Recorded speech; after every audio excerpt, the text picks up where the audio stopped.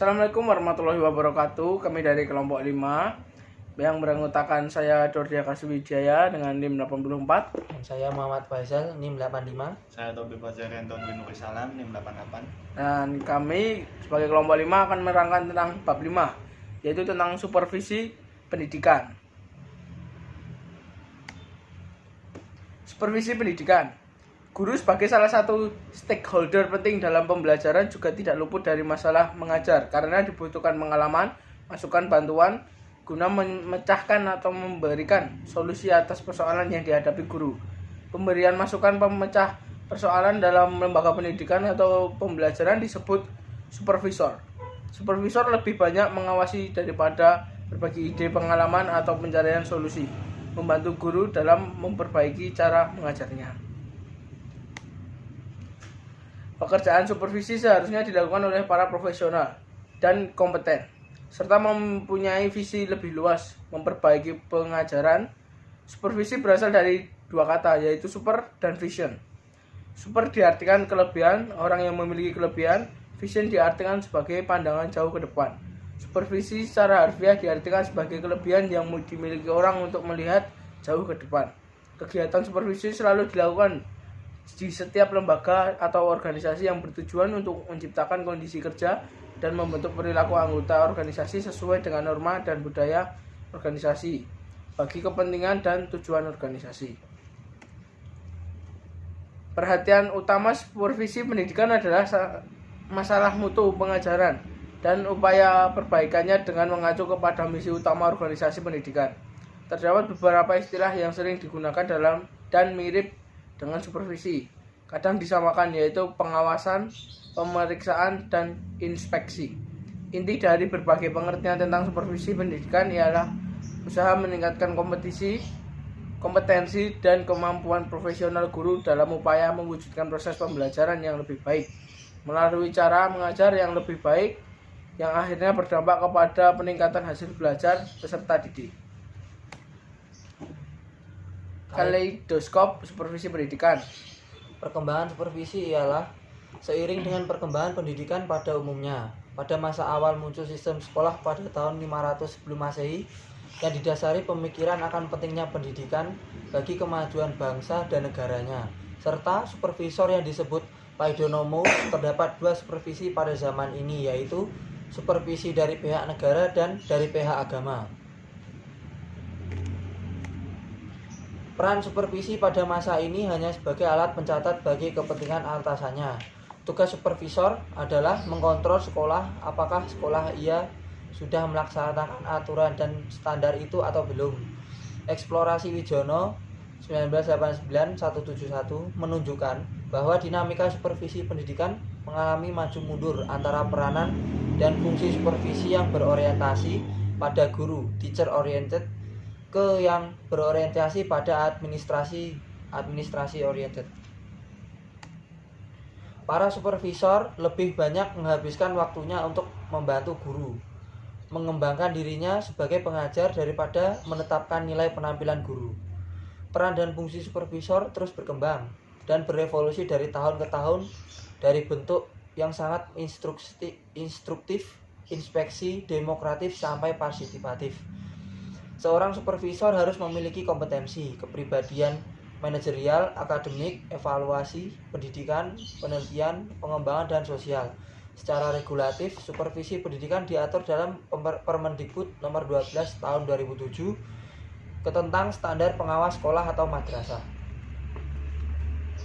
Fungsi supervisi. Fungsi utama supervisi ialah untuk perbaikan dan peningkatan kualitas pembelajaran dikarenakan tuntutan pembelajaran semakin meningkat dari tahun ke tahun seiring perkembangan zaman. Oleh karenanya guru sebagai ujung tombak pembelajaran harus terus-menerus mengupdate, memperbarui, meningkatkan, dan mengembangkan pengetahuan serta pengalaman pembelajaran. Ame Tembun 1995 membagi 4 fungsi supervisi, yaitu pertama, fungsi penelitian. Fungsi penelitian yaitu sebagai fungsi yang dimaksudkan untuk memperoleh gambaran yang jelas dan objektif tentang situasi pendidikan. Kalau nomor 2, fungsi penilaian, yaitu fungsi penilaian dimaksudkan untuk memperoleh baik atau buruknya sesuatu. Oleh karena itu, kebaikan yang sudah dicapai diupayakan untuk terus dipertahankan, dan kekurangan yang masih tampak diberikan perlakuan yang proporsional sehingga tidak terulang lagi. Yang ketiga, fungsi perbaikan yaitu dimaksudkan untuk memperbaiki hal-hal yang kurang dengan cara mengidentifikasi aspek-aspek negatif, yaitu kekurangan, kelemahan, dan kemandekan, mengklasifikasikan aspek-aspek negatif. Nomor 4 yaitu fungsi peningkatan, yaitu merupakan proses yang berkesinambungan yang dilakukan terus-menerus. Peranan supervisor. Pembinaan profesionalisme guru oleh supervisor dimaksudkan agar terjadi peningkatan kualitas dan mutu pendidikan melalui kegiatan belajar mengajar. Fungsi dan peranannya sebagai berikut. Supervisor sebagai konsultan. Supervisor sebagai konsultan yaitu hendaknya dapat membantu guru untuk melakukan cara-cara yang lebih baik dalam mengelola proses pembelajaran. Lalu supervisor sebagai fasilitator, Yaitu supervisor harus mengusahakan agar sumber-sumber profesional guru seperti buku dan alat pembelajaran lainnya dapat dengan mudah didapatkan. dan ketiga supervisor sebagai motivator, Yaitu hendaknya membangkitkan semangat dan memotivasi guru untuk terus berprestasi. dan yang terakhir supervisor sebagai pelopor pembaruan. Yaitu hendaknya mempunyai inisi pembaruan pengetahuan dan metode pembelajaran. Supervisor sebagai pembinaan profesional guru diwujudkan dalam perilaku para supervisor sebagai pembina. Kualitas perilaku pembina bergantung pada pemahaman para supervisor mengenai tujuan pembinaan profesional. Tingkatan pembinaan profesional sebagai berikut. Yang pertama, memperhatikan. Yang kedua, mengerti atau memahami. Ketiga, membantu atau membimbing. Keempat, memupuk kepercayaan diri. Dan yang terakhir, memupuk evaluasi diri bagi perbaikan dan pengembangan. Model pendekatan dan teknik supervisi pendidikan. Model dalam bahasa Inggris atau model berarti bentuk atau kerangka, sebuah konsep atau pola. Model biasanya diartikan sebagai kerangka konseptual yang digunakan sebagai pedoman atau acuan dalam melakukan suatu kegiatan. Maksud dari model supervisi pendidikan di sini ialah bentuk atau konsep dasar dalam supervise pendidikan. Pendekatan atau approach ialah cara mendekatkan diri kepada objek atau langkah menuju objek, sedangkan strategi bersifat konseptual dan untuk mengimplementasikan digunakan berbagai metode pembelajaran tertentu. Adapun teknik ialah cara yang dilakukan supervisor dalam mengimplementasikan suatu metode secara spesifik. Model supervisi pendidikan. Terdapat berbagai model supervisi pendidikan, yaitu 1. Supervisi konvensional, 2. Supervisi ilmiah, 3. Supervisi klinis, 4. Supervisi artistik. Supervisi konvensional adalah model supervisi pada masa awal, yaitu pada masa model kepemimpinan otoriter feodal, di mana para pemimpin memiliki superpower instruktif dan cenderung mencari-cari kesalahan. Kalau supervisi ilmiah yaitu adalah kegiatan supervisi yang dipengaruhi oleh berkembangnya manajemen ilmiah dalam dunia industri guna memecahkan masalah secara ilmiah yang dihadapi guru di dalam mengajar, yang didasarkan pada penelitian dan analisis statistik yang ditemukan dalam action research terhadap problem pembelajaran yang dihadapi oleh guru. Supervisi klinis yaitu adalah pada dasarnya merupakan pembinaan performansi guru mengelola proses belajar mengajar yang didesain dengan praktis secara profesional. Kalau keempat, supervisi artistik yaitu di sini adalah bahwa kegiatan supervisi adalah bukan hanya sekedar pembinaan, bimbingan atau bahkan pengawasan saja, akan tetapi lebih dari itu. Kegiatan supervise adalah sebuah seni membimbing, mengamati, membina, dan lain-lain. Fokus supervisi artistik adalah terletak pada sensitivitas, persepsi, dan pengetahuan supervisor sebagai sebuah cara mengapresiasikan kejadian-kejadian yang terjadi di kelas. Proses pembelajaran mulai ekspresif dan bahasa metaforis kepada guru dan pihak-pihak lain yang keputusannya memengaruhi apa yang terjadi di sekolah mengenai apa yang telah diobservasi. Pendekatan supervisi pendidikan. Pendekatan langsung atau yang disebut direct approach adalah aktivitas supervisi yang dilakukan melalui tatap muka langsung dengan guru, baik saat mengajar di kelas maupun pertemuan yang diatur di luar kelas. Dalam pendekatan ini, peran supervisor lebih dominan. Asumsi dasar dari pendekatan ini adalah pemahaman terhadap psikologi behaviorisme yang prinsipnya menyatakan bahwa segala perbuatan berasal dari refleks, yaitu respon terhadap rangsangan atau stimulus.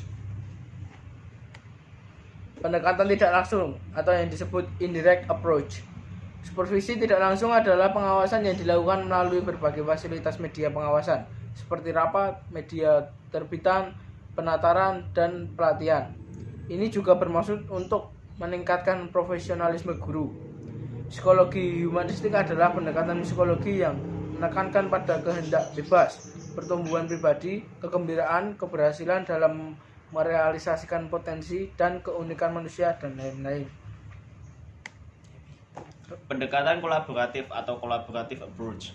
Pendekatan kolaboratif ialah pendekatan supervisi dengan memadukan pendekatan langsung atau direct dan tidak langsung atau indirect, yang kemudian diformulasikan menjadi pendekatan baru yang berlandaskan teori psikologi kognitif yang berpandangan bahwa belajar ialah hasil panduan antara kegiatan individu dengan lingkungan, yang pada gilirannya akan berpengaruh pada pembentukan aktivitas individu.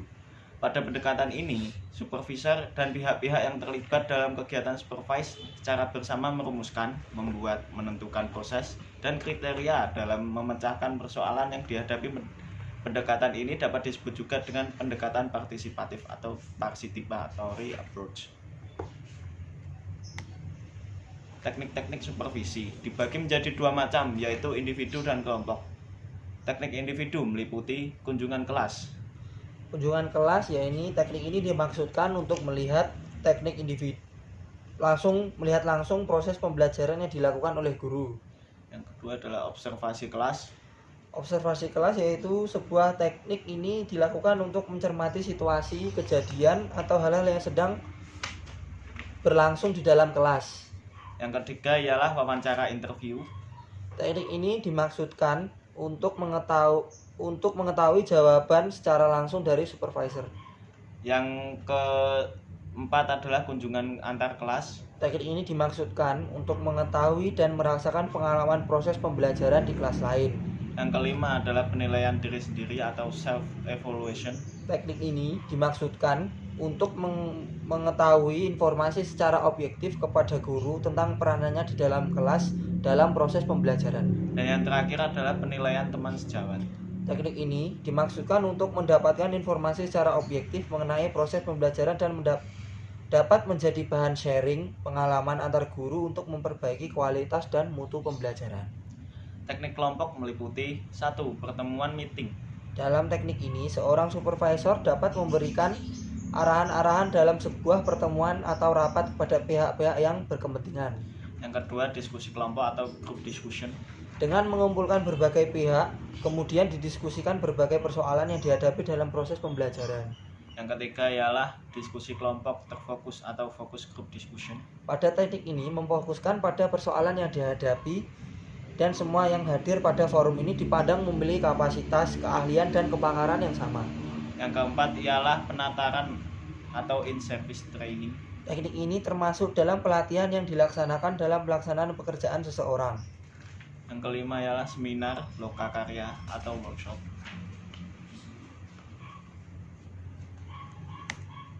Supervisi dalam sistem pendidikan nasional. Inti dari supervisi manajerial ialah berupa kegiatan pemantauan, pembinaan, dan pengawasan terhadap kepala sekolah dan seluruh elemen sekolah lainnya di dalam mengelola dan mengadministrasikan dan melaksanakan seluruh aktivitas sekolah sehingga bisa berjalan dengan efektif dan efisien dalam rangka mencapai tujuan sekolah serta memenuhi standar pendidikan nasional. Supervisi manajerial ialah supervisi yang berkenaan dengan aspek pengelolaan sekolah yang terkait langsung dengan peningkatan efisiensi dan efektivitas sekolah yang mencakup perencanaan, koordinasi, pelaksanaan, penilaian, dan pengembangan kompetensi SDM kependidikan dan sumber daya lainnya. Fungsi supervisi manajerial. Yang pertama, fasilitator, asesor, informan, dan evaluator. Supervisi akademik menurut Glickman, Dares, Sergiovanni mendefinisikan Supervisi akademik ialah serangkaian kegiatan membantu guru mengembangkan kemampuannya mengelola proses pembelajaran. Demi pencapaian tujuan pembelajaran, esensi supervisi akademik pada dasarnya untuk membantu guru mengembangkan kemampuan profesionalismenya. Tujuan supervisi akademik ialah membantu guru mengembangkan kemampuannya mencapai tujuan pembelajaran yang direncanakan. Prinsip-prinsip supervisi akademik. 1. Praktis. Yang kedua sistematis. Ketiga objektif. Yang keempat realistis. Yang kelima antisipatif. Yang keenam konstruktif. Ketujuh kooperatif. Ke-8 kekeluargaan. Ke-9 aktif. Ke-10 humanis dan harmonis. Ke-11 demokratis. Ke-12 berkesinambungan. Ke-13 terpadu. Ke-14 komprehensif. Yang pertama praktis, artinya mudah dikerjakan sesuai kondisi sekolah. Nomor 2 yaitu sistematis. Sistematis artinya dikembangkan sesuai perencanaan program supervisi yang matang dan tujuan pembelajaran. Yang ketiga objektif, yaitu artinya masukan sesuai aspek-aspek instrumen. Yang keempat realistis. Realistis artinya berdasarkan kenyataan sebenarnya. Yang kelima antisipatif, artinya mampu menghadapi masalah-masalah yang mungkin akan terjadi. Yang keenam konstruktif, artinya mengembangkan kreativitas dan inovasi guru dalam mengembangkan proses pembelajaran. Yang ketujuh kekeluargaan. Kooperatif, artinya ada kerjasama yang baik antara supervisor dan guru dalam mengembangkan pembelajaran.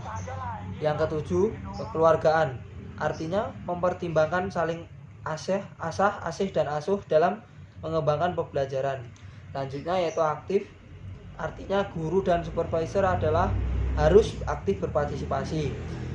Humanis dan harmonis, yaitu relasi antara supervisor dan supervisor merupakan hubungan yang harus bersifat terbuka, egaliter, kesetiakawanan, kemitraan, dan informal. Yang selanjutnya demokratis, yaitu supervisor tidak boleh mendominasi pelaksanaan supervisi akademiknya. Berkesinambungan, artinya supervisi akademik dilakukan secara teratur dan berkelanjutan oleh kepala sekolah. Terpadu artinya menyatu dengan program pendidikan. Komprehensif artinya program supervisi akademik harus mencakup keseluruhan aspek pengembangan akademik meskipun mungkin saja ada penekanan pada aspek-aspek tertentu berdasarkan hasil analisis kebutuhan pengembangan akademik sebelumnya. Langkah-langkah supervisi pendidikan. Langkah-langkah supervisi meliputi: pertama, perencanaan. Perencanaan program supervisi didasari oleh berbagai informasi yang diperoleh atas dasar identifikasi dan analisis hasil pengawasan pada tahun sebelumnya. Yang kedua, perencanaan. Pelaksanaan adalah upaya merealisasikan apa yang telah direncanakan. Yang ketiga, evaluasi. Maksud evaluasi di sini adalah serangkaian proses untuk menentukan kualitas dan sebuah aktivitas berdasarkan pertimbangan dan kriteria tertentu dalam rangka mengambil suatu keputusan. Lalu yang keempat, tindak lanjut. Hasil supervisi perlu ditindaklanjuti agar memberikan dampak yang nyata untuk meningkatkan profesionalisme guru. Dampak ini diharapkan dapat dirasakan masyarakat maupun stakeholders. Yang terakhir, pelaporan. Yaitu pelaporan adalah kegiatan yang dilaksanakan untuk menyampaikan data atau informasi kepada pihak-pihak yang berhak menerima laporan sesuai dengan garis organisasi tertentu. Standar supervisi sekolah atau madrasah. Standar supervisi sekolah atau madrasah terdiri dari dua hal.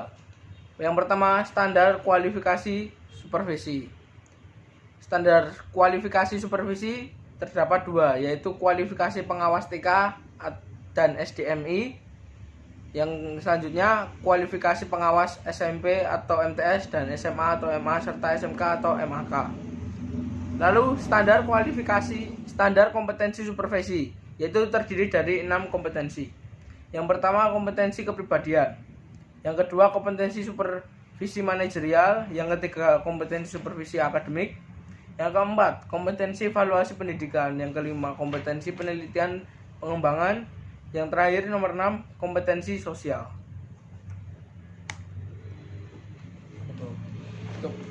Ya, itu sekian presentasi dari kelompok 5 mengenai supervisi manajerial. Bila ada salah, mohon maaf. Wassalamualaikum warahmatullahi wabarakatuh.